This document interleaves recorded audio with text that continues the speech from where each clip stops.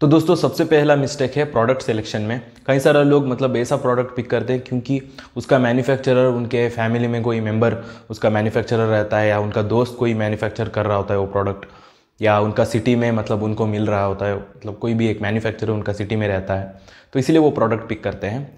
तो ये मतलब मोस्ट कॉमन रीज़न है ज़्यादा लोग मतलब क्यों फेल होते हैं अमेज़ॉन FBA पर। तो प्रोडक्ट सिलेक्शन बहुत ही इंपॉर्टेंट चीज़ है।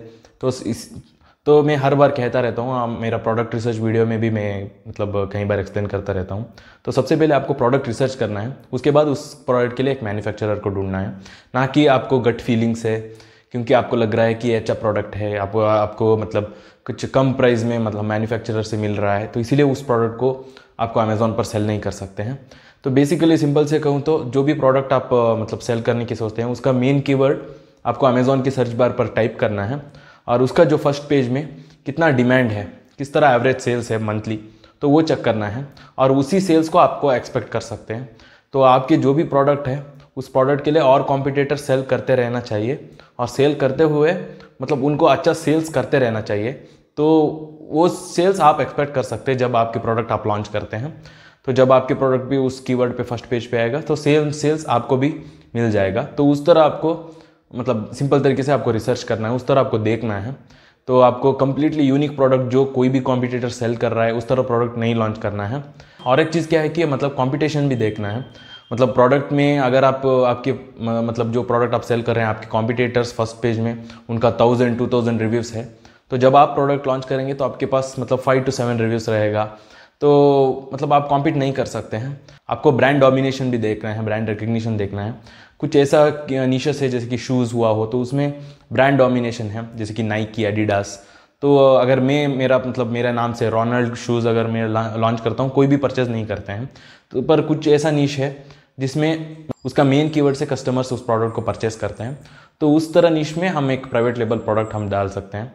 तो प्रोडक्ट सिलेक्शन में ये सभी मिस्टेक्स कई सारा बिगिनर्स करते हैं, तो उससे उनको एक्सपेक्टेड रिजल्ट्स नहीं मिलता है। और एक मिस्टेक जो बिगिनर्स करते हैं वो है मतलब नॉट स्टार्टिंग विद मतलब रिकमेंडेड बजट।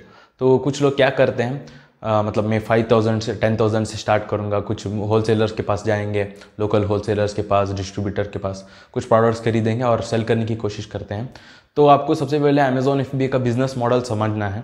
तो प्राइवेट लेबलिंग क्या है वो समझना चाहिए, क्योंकि मतलब होल पॉइंट मतलब यहाँ आप खुद का एक ब्रांड बिल्ड कर रहे हैं अमेज़ॉन पर, तो आपके प्रोडक्ट पे आप लोगो लगा रहे हैं। तो मैन्युफैक्चरर के पास अगर आप मतलब 5-10 यूनिट्स मतलब कम यूनिट्स पे आप लोगो नहीं लगवा सकते हैं, तो मतलब उस तरह करने से भी कोई फ़ायदा नहीं है। और कम यूनिट से अगर आप स्टार्ट भी करते हैं तो मतलब लिटरली आप बस मनी वेस्ट कर रहे हैं, तो आपको सेल्स मिलने का चांसेस बहुत ही कम है। तो कई सारा बिगिनर्स ऐसा करते हैं, वो सोचते हैं कि मैं यहाँ से स्टार्ट करूँगा और प्रॉफिट बना के मतलब और प्रोडक्ट्स लॉन्च करूँगा, उस तरह सोचते हैं। तो उस तरह नहीं होता है अमेज़ॉन FBA पर। तो आपको जो प्रोडक्ट है उसका एवरेज सेल्स कितना है, तो उतना ही रिकमेंडेड यूनिट्स हमको ऑर्डर करना चाहिए। मतलब उसको प्रोडक्ट को सही तरीके से डिफ्रेंशिएट भी करना चाहिए, आपका लोगो आपको लगाना चाहिए। तो इसीलिए जो मिनिमम ऑर्डर क्वांटिटी रहता है मैन्युफैक्चरर का उतना आपको ऑर्डर करना चाहिए। तो इसके लिए ऑब्वियसली आपको बजट लगता है समवेयर अराउंड, अगर मिनिमम भी कहूँ तो 50K to 70K लगता ही है। तो अगर आप उससे कम है तो मैं तो यही सजेस्ट करता हूँ, आप बस मतलब पैसा मतलब वेस्ट मत कीजिए अमेज़ॉन FBA स्टार्ट करके, वेट करके थोड़ा पैसा इकट्ठा करके, क्योंकि आपको सीखने में और प्लान करने में तो आपको एक पोर्टफोलियो क्रिएट करना है कि ये आपका प्रोडक्ट है, इतने प्राइस पे आप खरीद रहे हैं, इतने प्राइस पे आप सेल कर रहे हैं, इतना आपको प्रॉफिट मार्जिन है, ये आपका ब्रेक इवन प्राइस है। तो वो सब कुछ करने में आपको टाइम लगता ही है। तो उस बीच में आप इन्वेस्टमेंट इकट्ठा करके सही इन्वेस्टमेंट के साथ ही आप स्टार्ट कर सकते हैं। अगर आप कम इन्वेस्टमेंट से स्टार्ट करते हैं तो जैसे मैंने पहले कहा बस वेस्ट हो जाता है, और आप मतलब कई सारा लोग इससे मतलब गिव अप ही कर देते हैं, बिजनेस मतलब और स्टार्ट भी नहीं करते हैं, सोचते हैं कि ये कोई प्रॉफिटेबल नहीं है, मतलब लिटरली एंटरप्रेन्योरशिप ही गिव अप कर देते हैं। और दोस्तों और एक इंपॉर्टेंट पॉइंट मैं यहाँ कहना चाहता हूँ, कुछ साल पहले स्पेशली लॉकडाउन के टाइम एडवर्टाइजमेंट आ रहा था मतलब यूट्यूब पर और इंस्टाग्राम पर अमेज़ॉन ऑटोमेशन के बारे में। तो यूजुअली मतलब ये जो मतलब इस तरह एडवर्टाइजमेंट जो करते हैं उनका फॉलोइंग अगर आप देखते हैं 10K 20K फॉलोअर्स रहते हैं उनको इंस्टाग्राम पर उनका पोस्ट में उतना ज़्यादा लाइक्स नहीं रहता है, 4-5 लाइक्स रहता है, कोई इंटरेक्शन नहीं रहता है। वो बेसिकली क्या प्रोवाइड करते हैं, मतलब वो कहते हैं कि सब कुछ हम करके देंगे, आपका अकाउंट रजिस्ट्रेशन, आपका प्रोडक्ट रिसर्च, प्रोडक्ट के लिए मैन्युफैक्चर, सब कुछ वही प्रोवाइड करते हैं। वो कुछ केस स्टडीज़, कुछ मतलब एक्सेल शीट, कुछ रिजल्ट्स वगैरह दिखाते हैं। तो बेसिकली हम सुनते ही हमको पता चलता है मतलब ये it is too good to be true, उस तरह लगता है। तो अगर आप स्मार्ट इनफ है तो आप जान सकते हैं। तो उसमें आपका मतलब उसमें आपको मतलब वो चार्ज भी करते हैं, क्योंकि उनका सर्विसेज है तो उनका चार्ज बहुत ज़्यादा रहता है, मंथली वो चार्ज करते हैं। तो उसको आपको पे करना पड़ता है, और उसमें मतलब आपने जो पे किया वो भी मतलब उसमें भी आपका पैसा जाता है, क्योंकि वो अमाउंट ज़्यादा रहता है।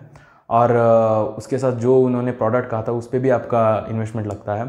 तो वो इन्वेंट्री ख़त्म होने तक आप स्टक हो जाते हैं। तो इसके वजह से कई सारा लोग गिव अप कर देते हैं, बहुत ज़्यादा नुकसान उठाना पड़ता है।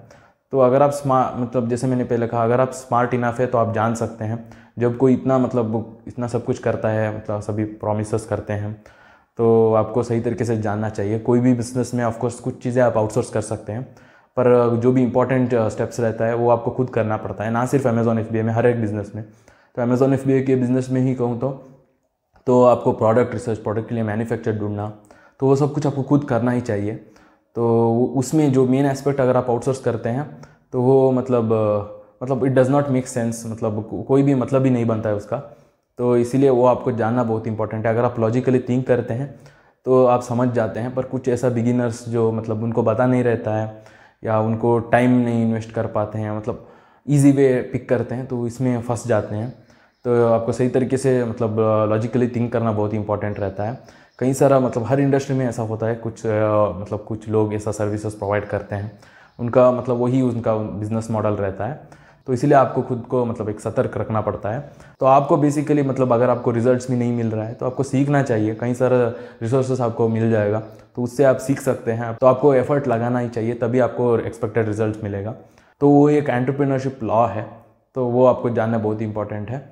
और एक इम्पॉर्टेंट पॉइंट ये है कि मतलब कई सारा लोग बिज़नेस स्टार्ट ही नहीं कर पाते हैं। वो हमेशा मतलब स्टेप 10 के बारे में सोचते हैं, जब उनके सामने जो स्टेप 1 रहता है उसको नहीं करते हैं। वो टैक्सेशन के बारे में सोचते हैं जब उनको प्रोडक्ट लॉन्च करना है। तो प्रोडक्ट लॉन्च करने से पहले ही मतलब लोगों के बारे में सोचते हैं, क्या ब्रांड नेम रखना है, जब उन्होंने कोई प्रोडक्ट ही नहीं ढूंढा है।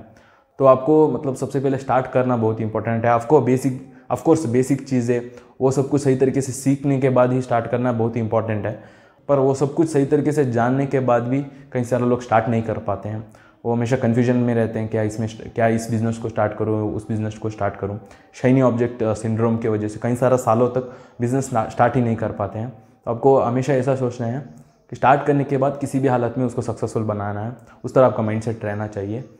तो तभी आपको एक्सपेक्टेड रिजल्ट्स मिलेगा।